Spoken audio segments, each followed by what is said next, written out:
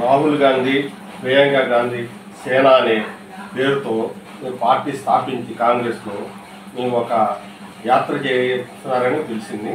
ఆ లక్ష్యం ఏంటి, మీరు ఎలా బయలుదేరదామని, ఈ కాంగ్రెస్ పార్టీని డెవలప్ చేయాలని ఇప్పుడు పడిపోయి ఉంది, బీజేపీ గవర్నమెంట్ ఉంది. ఇప్పుడు మళ్ళీ అటువంటి పరిస్థితులు మీరు కాంగ్రెస్ తీసుకురావాలని మీరు ప్రయత్నం చేస్తున్నారు. దీనివల్ల మా యాత్ర కూడా చేసి జనాల్లో చైతన్యం తీసుకొచ్చి మన రాహుల్ గాంధీకి కూడా మీరు ప్రైమ్ మినిస్టర్ కావాలని కోరుకుంటున్నారు. అది మీ కాన్సెప్ట్ ఏంటి, ఎలా చేద్దాం అనుకున్నారని ఒకసారి వివరంగా చెప్పండి. నమస్కారం, నేను మొహమ్మద్ ఫయాజ్, రాహుల్ ప్రియాంక గాంధీ సేన కాంగ్రెస్ యొక్క state general secretary, Telangana state. అయితే గత సంవత్సరంన్నర క్రితం నేను ఈ పొజిషన్ తీసుకోవడం జరిగింది. ఢిల్లీలో మా యొక్క నేషనల్ ప్రెసిడెంట్ యొక్క జగదీష్ శర్మ గారు ఉన్నారు. వారు రాహుల్ గాంధీ గారికి క్లాస్మేట్, ప్రియాంక గాంధీ వారి క్లోజ్ ఫ్రెండ్స్. అయితే వారి యొక్క ఉద్దేశం ఏంటంటే రాహుల్ గాంధీని ప్రైమ్ మినిస్టర్ చేయాలనే ఒక సంకల్పంతో వారు పనిచేస్తుంటే నేను కూడా దాన్ని కంటిన్యూ చేయాలని నేను ఈ పోస్ట్ తీసుకోవడం జరిగింది. స్వతహాగా నేను ఖమ్మం డిస్టిక్ నుంచి బిలాంగ్ చేస్తాను. నేను జూనియర్ కాలేజీలో కాంగ్రెస్ పార్టీ నుంచే ఉండేవాడిని. జరగమైన కానీ ఇప్పుడు దాకా ఎంతమంది కాంగ్రెస్ సీఎంలు ఉన్నారో వాళ్ళతో కలిసి పనిచేశాను. ఈరోజు పొజిషన్ ఏంటంటే తెలంగాణలో మరి కాంగ్రెస్ పార్టీ రావడం జరిగింది. అది చాలా సంతోషదాయకం. మన రేవంత్ రెడ్డి గారు మరి పిసిసి ప్రెసిడెంట్ ఆకు ప్రెసిడెంట్ ఉంటే ఈరోజు మహేష్ కుమార్ గౌడ్ గారు ప్రెసిడెంట్గా ఉన్నారు. వారి సహకారాలతో నేను ఈ యాత్రను తయారు చేయడానికి అనుకున్నాను. అయితే వాళ్ళని ఇంకా కలవలేదు, రేపు నేను కలుస్తాను. అయితే ముఖ్య ఉద్దేశం ఏంటంటే ఇప్పుడు జరుగుతున్న పరిణామంలో కాంగ్రెస్ పార్టీని సెంట్రల్ గవర్నమెంట్లో కూడా చూడాలని నా యొక్క పర్సనల్ ఉద్దేశం.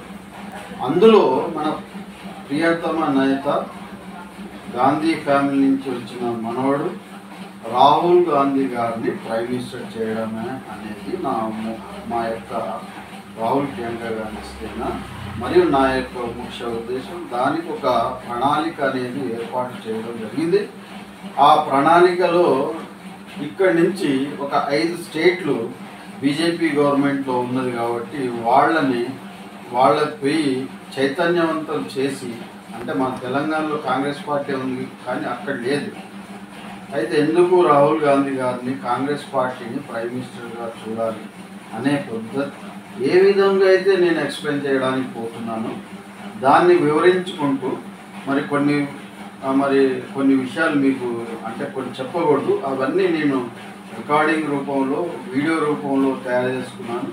నేను ఎక్కడైతే నడుచుకుంటూ పోతానో అక్కడ జనాలకి ఈ యొక్క సత్యాన్ని, నగ్న సత్యాన్ని వాళ్ళకి వివరించుకుంటూ ప్రయాణం సాగిస్తూ మరి రాహుల్ గాంధీని ప్రైమ్ మినిస్టర్ చేయడానికి నా యొక్క వంతుగా మా యొక్క ఆర్గనైజేషన్ వాళ్ళందరూ వంతుగా ఇది చేయడం జరుగుతుంది.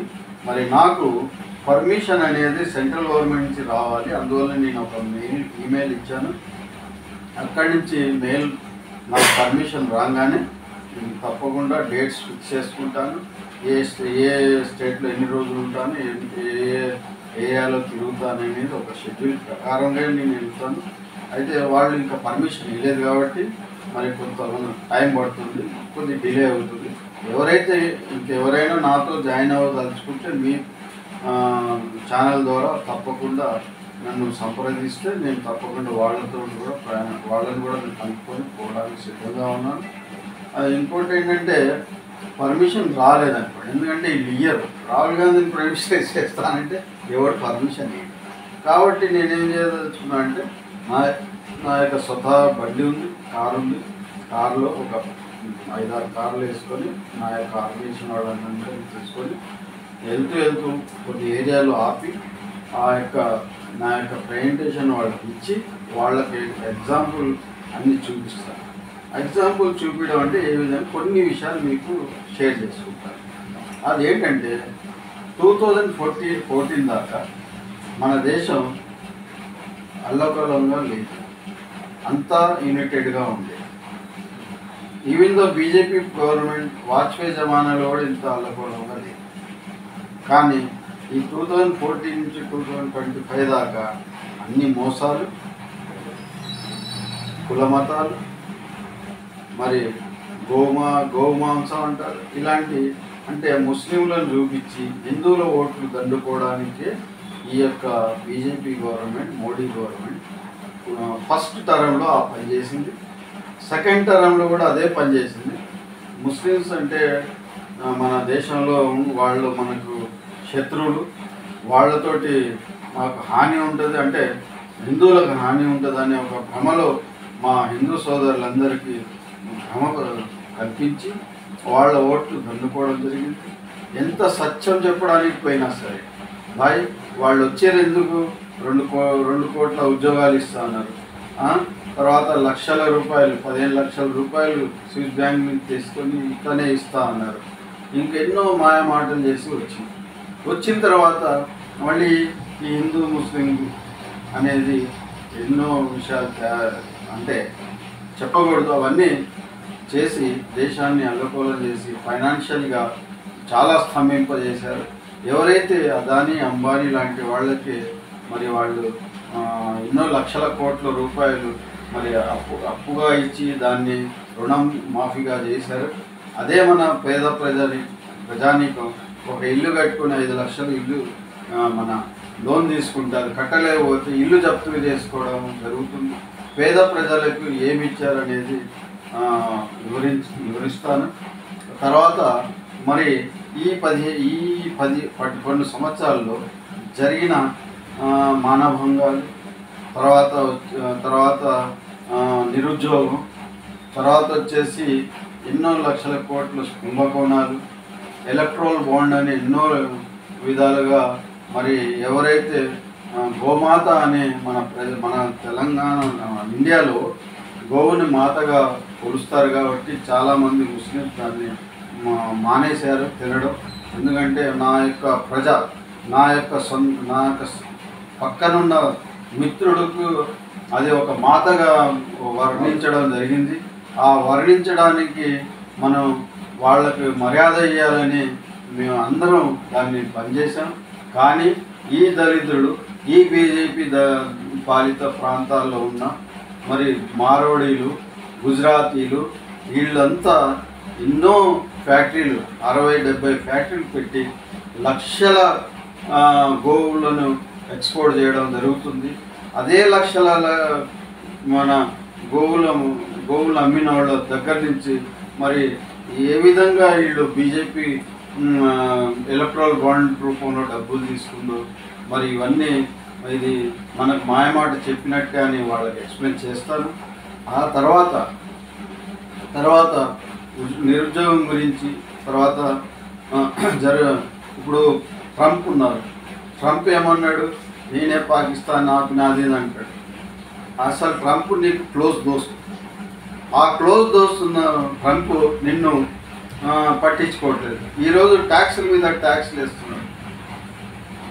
మన ఫైనాన్స్ మినిస్టర్ మోడీ గారు మాట్లాడు, ఎందుకు ఏమైంది,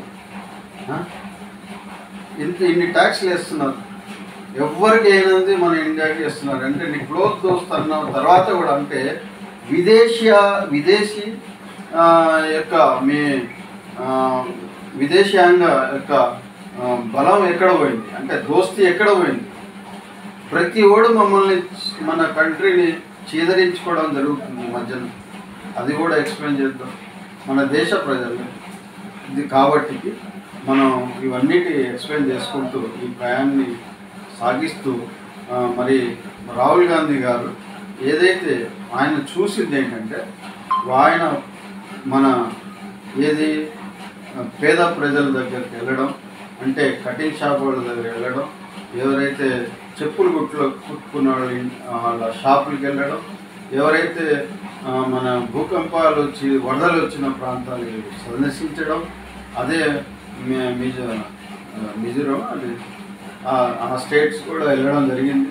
అంటే ఆయన ఒక ఉద్దేశం ఏంటంటే సెక్యులర్ మెంటాలిటీ గల క్యాండిడేట్, సెక్యులర్ మెంటాలిటీగా ఉన్న క్యాండిడేట్ మన ప్రైమ్ మినిస్టర్ అయితే మనం దేశంలో 140 కోట్ల జనాభా హాయిగా మరి మన యొక్క పనులు చేసుకుంటూ మన అన్నదమ్ముల్లాగా అక్కా చెల్లెల్లాగా అమ్మ నాన్నలాగా మనం అంతా కలిసి అంటే ప్రయాణం చేయొచ్చు.